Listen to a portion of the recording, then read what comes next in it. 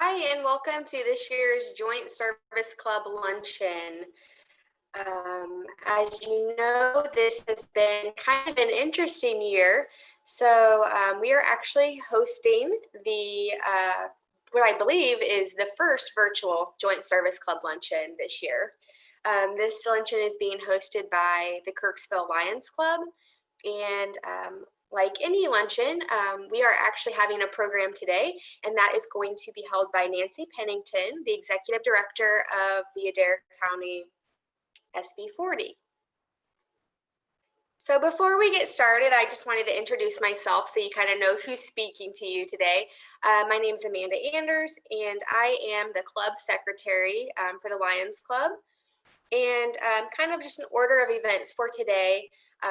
We're trying to make this luncheon, similar to how we've had these in years past. Obviously, there's a virtual component this year, so it will be a little different, but we are going to provide a little bit of information about the Lions Club, both internationally on a global scale, and then what we do here locally. And then once I give that information, then we will turn it over to Nancy Pennington for today's program. So before we really get started, we just wanted to ask, did you know that the Lions are the world's largest service club organization? So that's kind of our claim to fame, something that, we like to say. There's obviously a lot of service club organizations out there, but it's kind of neat that we can say, hey, we are the world's largest. So kind of by the numbers, so where there's a need, there's a lion. We've been around for 100 years plus. There are 1.4 million lions around the world, 47,000 clubs and growing, and we are in 200 plus countries and regions. So again, globally, we were founded in 1917. Club motto is "We Serve." Again, we have over 47,000 clubs and 1.4 million members and counting. So what are the Lions all about? We kind of have our top 5 causes, and those are vision, diabetes, hunger, and childhood cancer. So you might notice that asterisk on vision. So I think when people think about Lions clubs or what they do, kind of that first thing that probably comes to mind is vision. That is something that I think all of us are focused on improving that in all of the communities that we serve in. So that kind of goes into the Sight First initiative, since vision is so important to Lions Club members and kind of what we were founded on. So what's the goal for Sight First in this initiative is vision for all. It's truly restoring sight and tribiness on a global scale.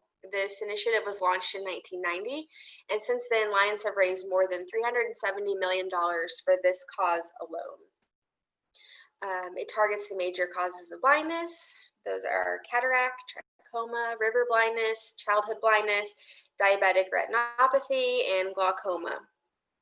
So the strategies or how this initiative is served is delivering eye care services, training eye care professionals and personnel, upgrading the infrastructure of our existing eye care systems, improving access to education and rehabilitation for persons who are individually impaired, and just increasing public awareness of the importance of eye care.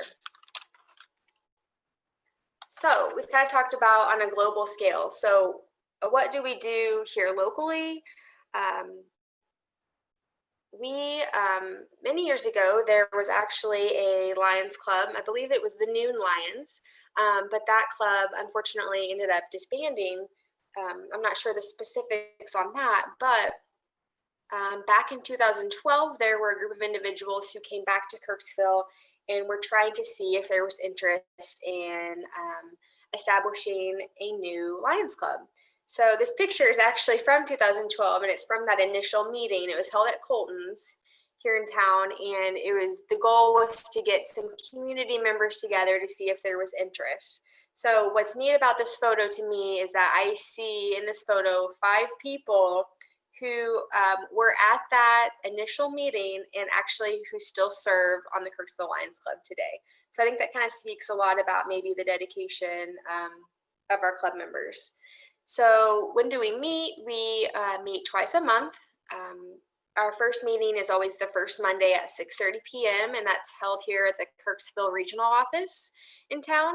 And then our second meeting of the month is again a Monday, but it's at noon. And so that is always held at a varying restaurant in town. So it's kind of nice because, you know, if there are those who maybe can't make it to that Monday evening meeting, you know, maybe they have extracurricular activities for their kiddos or after school events or things like that where they can't make it to that meeting, then we always have that option to come to our noon meeting, which of course is over, you know, the lunch break at work. So it's kind of a nice break from work and getting to see your other club members. So there's a listing of our current club officers, and as you can see, we come from varying backgrounds within the community. So thinking about Kirksville Lions Club, you know, when you think of any service club, you think of, okay, they do community service. So of course, that is certainly what we are all about. We like to help out in any way we can in the community. Each summer, we sponsor a KVSA baseball softball team. I think every year we've had participation in the local polar bear plunge, as you can see in that photo down below. And we also, here locally, we help with eye exam and eyewear requests. So we have request forms. These are typically filled out at the school level, but we do get them from other places as well. But we look at those requests for services for eyewear, and we read those you know, on an individual basis. So we make those decisions on how much money we can donate to that cause to help them to get their eyewear and their eye exams.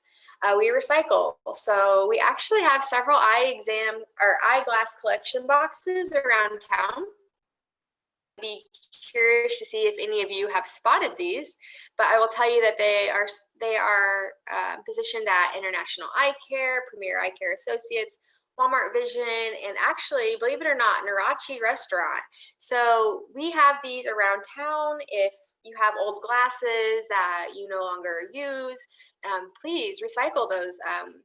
We take those to a location in Columbia, Missouri, where those parts for those glasses are actually recycled and reused. So it's actually really neat.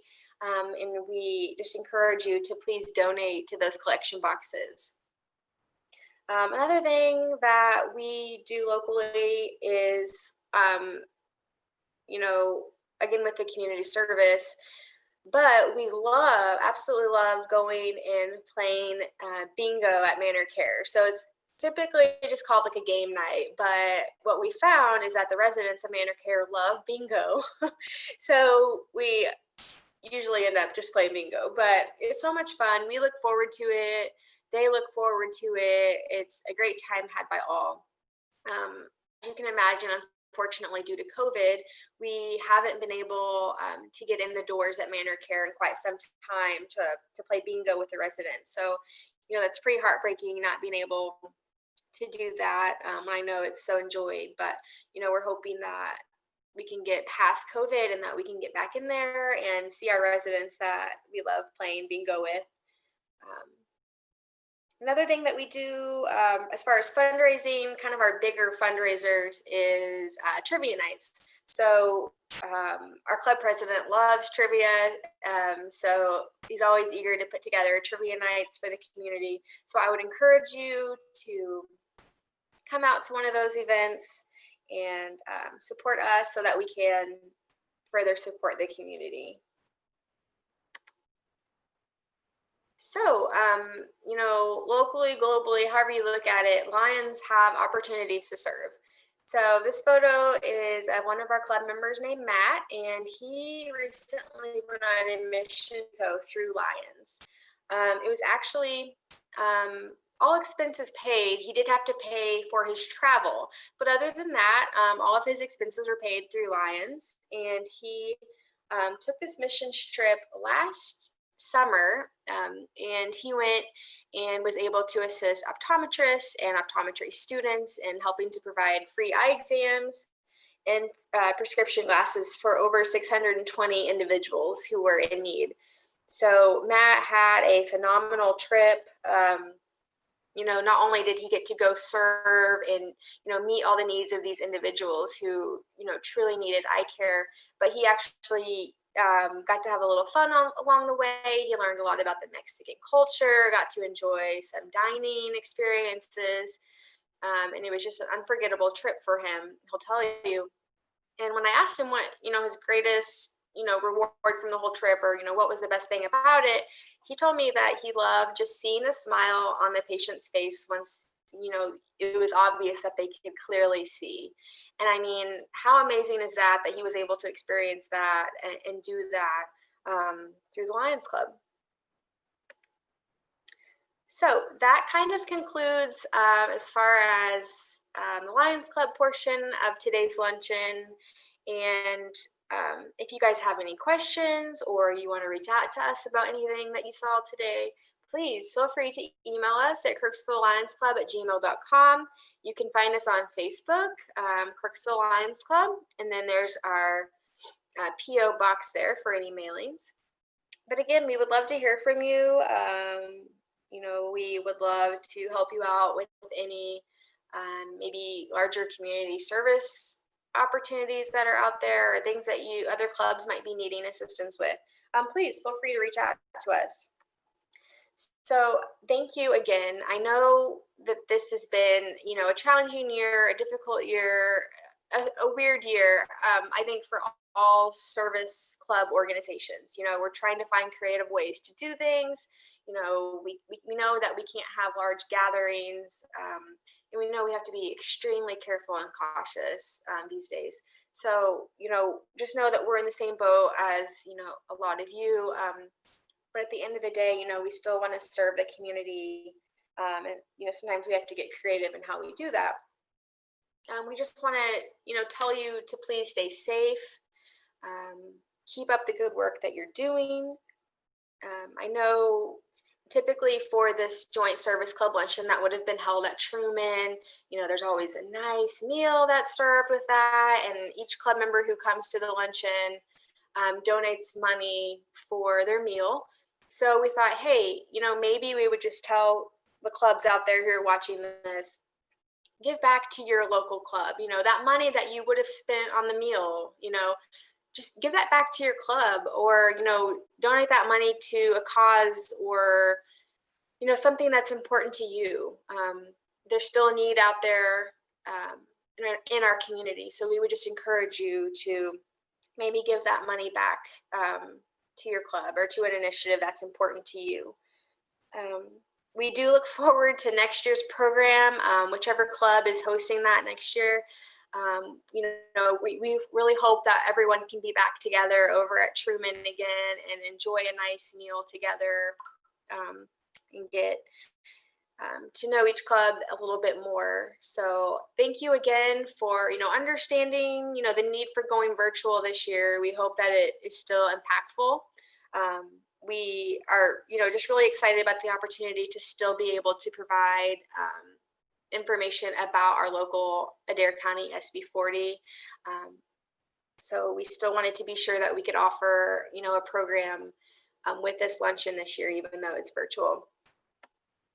So without further ado, I'm going to turn it over to today's program and our guest speaker, which is Nancy Pennington.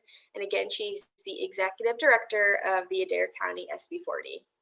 Thank you, Nancy.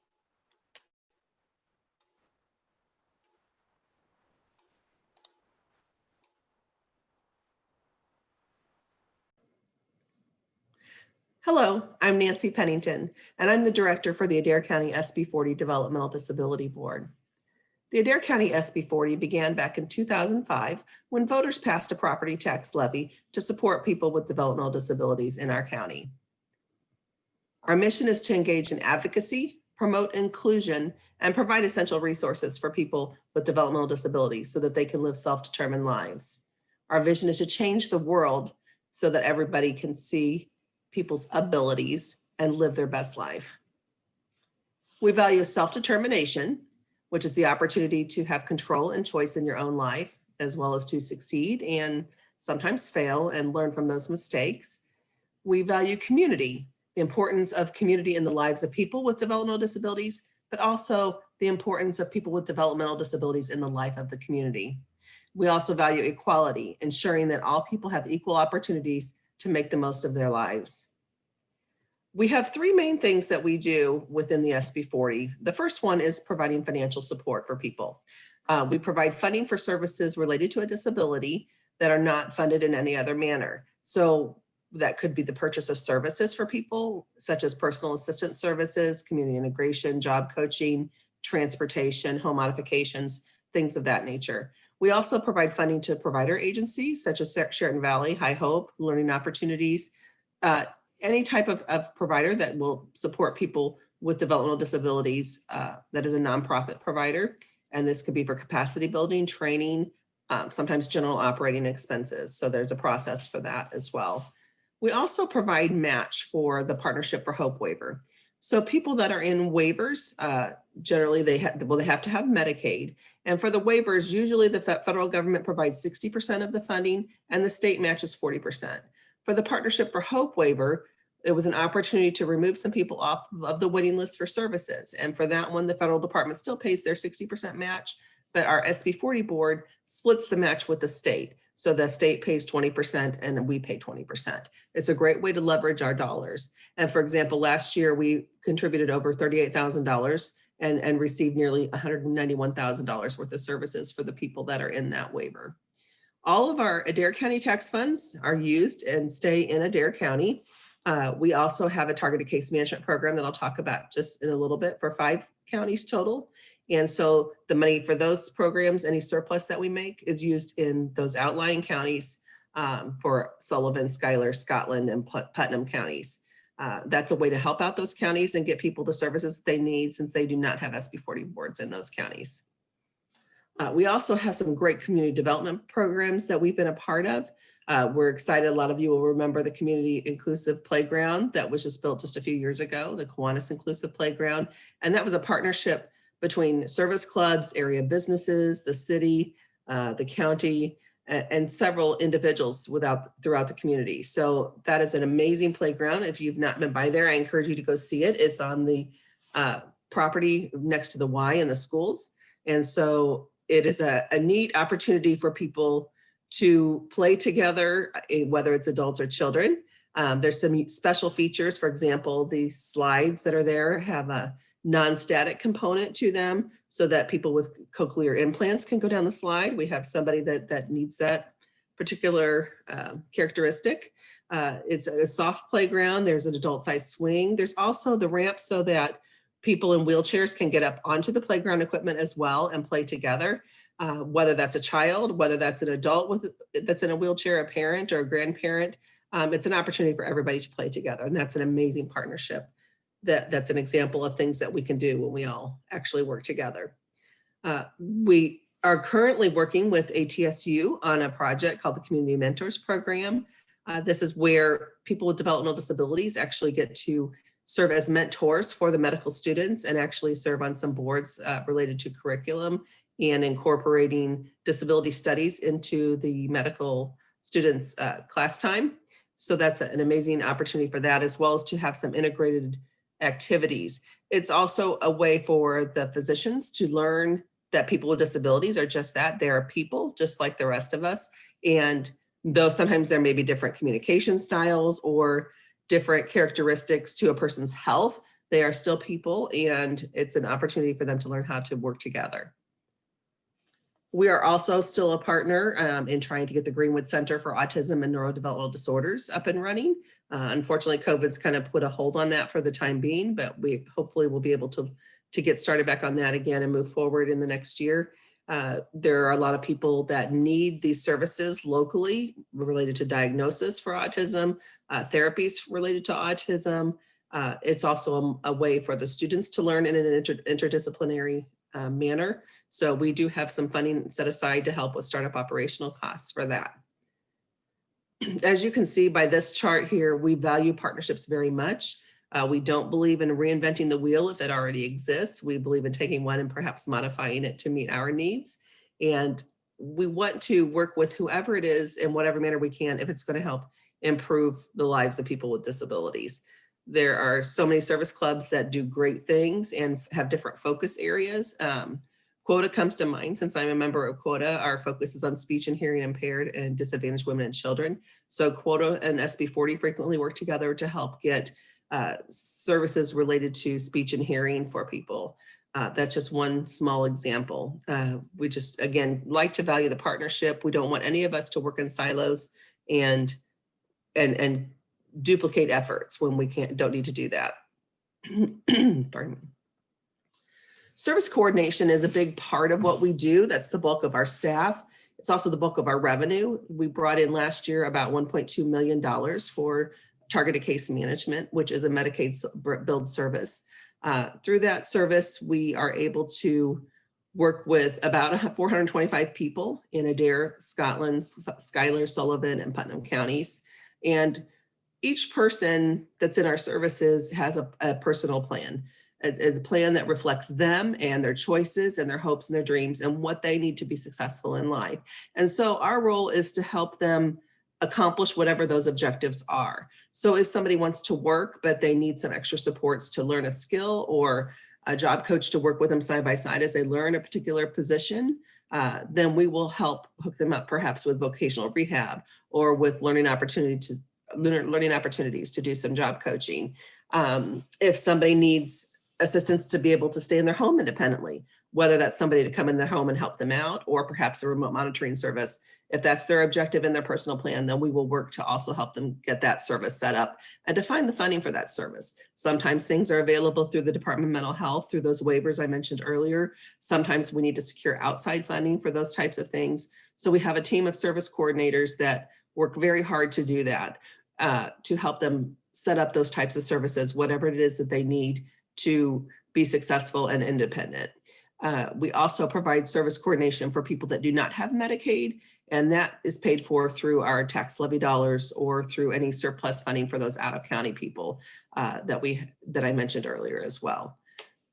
We serve people all over that county region. You can see how far and widespread it is that we go. The bulk of the folks that we serve are in Kirksville, but we do go all the way to the edges of our region.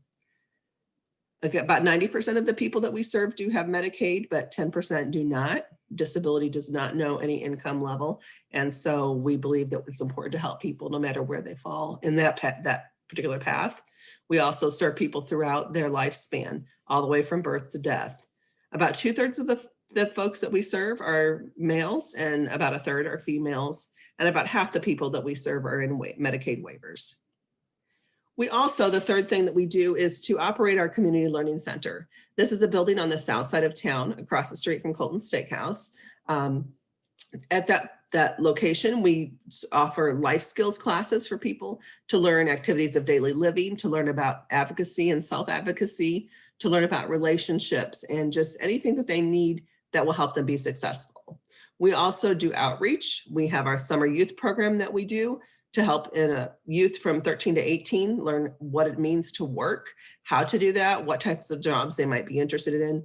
We do that through a combination of volunteering and then actually on the job kind of training that we work with them in the summer's work experience to see what it is that they might want to do.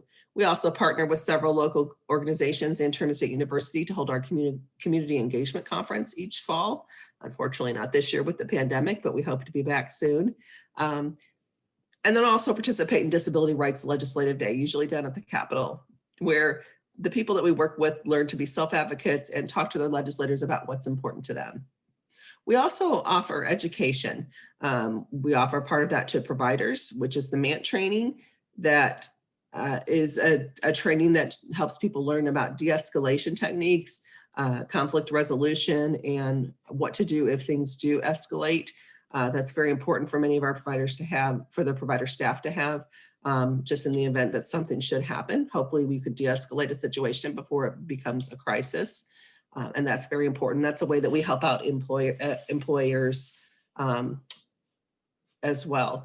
And then we also do employer education about the benefits of hiring people with disabilities. And I'm going to talk about that a little bit more. And really anything that somebody wants that's related to a disability, we love to think outside the box and come up with different types of trainings and programs, and would love to come to talk to your group individually. In order to access our services, people must be determined eligible by the Department of Mental Health. And to do that, you can contact our local Kirksville regional office. That number is 660-785-2500. And that will start the intake process. And so the intake person at the regional office will go through and gather whatever documents are necessary to determine that the person does have a developmental disability, do an assessment to determine their functional level. And then once that eligibility determination is made, they will make a referral to the Adair County SB 40 so we could begin to work on that person-centered plan for that person and get them the services that they need. As far as COVID goes, we were able to pivot pretty quickly. I think that's the word of 2020, to pivot. And most of our staff began telecommuting back in March. So since we are normally have a remote workforce, we were set up pretty well to do that. We had just in the last year completed a transition to electronic records. So we were able to work that way and work in the cloud on a lot of the different things that we do related to our billing. That's been great for the staff. The challenge has been our visits with our individuals, because we've not been able to do those in person for the most part since March. And so we've had to learn how to do things differently. Most of those visits are being done through telehealth right now, either via phone, but preferably through video. So we can see the person, see their smile, and they can see us, and really engage and see what's going on in their home, and still try to keep people connected to their community. That's really been the hardest thing, is we focus on getting people out into the community and being a part of their community. And during COVID, of course, we've been focusing on staying home and staying safe as much as possible. Several people are still working, and we've had to find different ways to support them with their transportation needs and things like that. All of our programming through our community learning center does continue in its virtual format. It just looks a little bit different. It's been exciting that some people have now been able to access that programming that perhaps couldn't get to the center in person before. So going forward after the pandemic, we're going to continue to offer some hybrid options where we have both virtual opportunities and in-person opportunities. The challenge, the other challenge that's going on right now is the direct support professional crisis. And this has been going on for several years, and we've been working to help advocate with our legislators about the need to fully fund provider rates for all of our area providers that work directly in the front lines with the people that we support. There has been a hiring and retention crisis because provider rates are not funded adequately, where it's impossible for our providers to give an appropriate living wage to the people that work for them, which results in high turnover in staff. Also some burnout, because the ones that are there having to work long hours, and it really impacts and compromises the health and safety of vulnerable people. And also, again, it results in higher costs in the long run. If we can go ahead and invest some money up front and hopefully prevent things from becoming a situation, then that will pay off well in the end. But COVID-19 has only compounded this crisis. Staff members, direct support professionals have been sick. And so many of our providers, their admin staff has had to step in and be in the front lines in the homes with people. And it's been a challenge, as well as they've tried to isolate people due to COVID. We have had several people in our homes actually test positive for COVID. So that has really been a challenge there. So we really need to advocate again with the legislators and hopefully get the rates funded where they need to be. So what can you personally do to help make our community more inclusive? Well, the big thing is I invite you to challenge your perspectives and your thinking.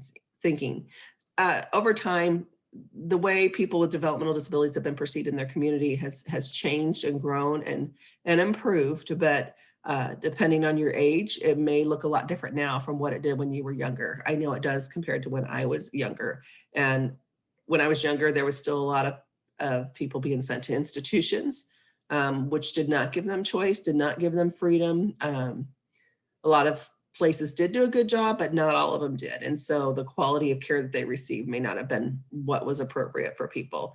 So I would invite you to challenge your perspectives on what you think people with developmental disabilities need, and what's valuable to them and to our community. I want you to look, first of all, at this picture as an example. I love these kinds of examples.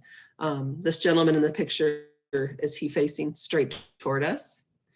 Or if you look again, is he looking off to the right? This is one of those things that things are not always what they seem. And if you look at it as something from a different perspective, you may see it differently. Another picture here is, look at this picture of this beach where you can see where the ocean meets the horizon in the background in the sky, with the sky, beautiful crashing waves and so on and so forth. Well, this is floating around Facebook, and if you see a beach, perhaps you need a vacation, because what this really is a car door that's in need of repair. So you can see down at the bottom of the car door that there's some rust and some damage there. Again, it's how things are not always what they seem, and you need to look at things with a different eye sometimes to see what they really look like. We've got one more example that I pulled off of Facebook. That's this pile of plates that they're all upside down except for one of them. And once you see that one and you see it right side up, then they all look right side up to you. And so which way is it? Well, it really doesn't matter. What you need to do, though, is continue to challenge your own perspectives and think about things differently. There's the saying, do the best you can until you know better. And then when you know better, do better. So I invite you to think about how your feelings about people with developmental disabilities have changed over time, and maybe how they still need to change to see people appropriately, because people are people. Just because we have one particular trait in common does not mean that we are the same. For example, I imagine several of you out there may have eyeglasses on like I do. So that does give us a commonality. We are all eyeglass wearers, but that does not mean that we all have the same hopes and dreams. It's the same way for people with developmental disabilities. Just because somebody has a disability, that's maybe one label or characteristic that describes that person, or maybe what they are going through, but that does not define who the person is. And so view people as people, not as their characteristics. The other thing that we can do is to ensure accessibility. So depending where you are in your life and what you do, you may be an employer, you may be somebody that attends church, you may be somebody that drives a car, or puts out marketing materials for somebody. Think about, in everything that you do, is what you're doing accessible to everyone? Accessibility is defined as something that will help people be able to complete their task. Are they able to complete the task they're trying to achieve without encountering something that's going to stop them? They could be physical accessibility items, things such as ramps and doorways being wide enough, elevators when there's multi-level buildings, appropriate arrangement of things within a store. If you operate a store, are your shelves and your counters and that at the appropriate height and width for people that may have physical limitations to be able to access? If it's transportation, is a vehicle accessible? Is it accessible to everybody? Are there adequate parking spaces for people? Even one of the things that's really talked about now is airplanes. Are people truly able to access airplanes in the restrooms? You know how those are set up. Is that really an accessible form of transportation for most people? Think about print. Many of us, when we print things, do we have things available in large print? Do we have them available in Braille? Is the font that we're using easy to read? Do you need to perhaps use a sans serif font that doesn't have things that make it confusing for the eye to see? Think about the technology that you use. There's a whole nother, could do a whole nother program about websites and whether or not those are accessible. Many people use screen readers to read to them. Sometimes there's lots of words and you need a combination of words and pictures for people to use your website. So we want to make sure that whatever it is that you're doing, that you keep everybody in mind as you're forming that. The example in the picture here shows how everybody has the same opportunity in the picture on the left. They all have a box. Everybody has the same opportunity. Does that work for everybody? No. You can see that the one in the yellow shorts cannot see the ball game that's going on there. So the one picture in the middle demonstrates an accommodation. So the person on the left doesn't need a box. The one in the middle needs 1 boxes, and the one in the yellow shorts needs 2 boxes. So it's an accommodation. So we make it so that everybody can participate and do what they need to do. But the one on the right is the best choice because it was with accessibility in mind in the first place. There wasn't a wood fence that people couldn't see through. They made it so that everybody could see the game right off the bat. So that's just an example of what it is you can do if you're planning any kind of renovations or planning anything new. Think about, will everybody be able to use this for access? And the third thing I'm going to mention today that you can do if you are a business owner, think about employing people with disabilities. People with disabilities are good for business. They are very loyal, very hard workers. There's been lots of research that has shown this and proven this. And they're also good for team morale. Now, they may sometimes, depending on their situation, need a little bit of training up front, or may need a job coach to help them learn their skill or to do the repetition that's involved to learn a new task. But those are all things that we can help accomplish. There's lots of programs out there to help get things started in that respect. But you're going to have an increased talent pool with diverse strengths, leadership styles, and different ways of thinking, and bringing different innovations to your organization. Research again has shown that people with disabilities are more aware and conscientious of safety, which is a big thing in the workplace. There are several programs as well to help a business that hires people with developmental disabilities to possibly get tax credits or other incentives that will increase diversity in the workplace. And again, they're just as capable as anyone else. Now, of course, you're not going to hire somebody for a job that doesn't have a particular skill. That doesn't matter whether they have a disability or not. You want to make sure somebody has the right skill set to do the job. But overall, once somebody has that skill, there's no reason why you can't hire somebody with a disability to do a particular situation, a role in your workplace. So we invite you to do that, and we can help you explore that if that's something that you're interested in. Again, I thank you for tuning into this video today. Sorry for any fumblings that I made as I was speaking on video. It's hard not to talk to a live audience. So again, I thank you for tuning in all the way through to the end. If you'd like more information about us or what we do, or are interested in partnering in some way, I invite you to contact me. My information is on the screen right now. You can email sb40@sb40life.org. And you can always reach us at 665-9400. Again, thank you for tuning in. Thank you again for your heart for service. I appreciate what you do and hope everybody has a wonderful Thanksgiving. Bye-bye.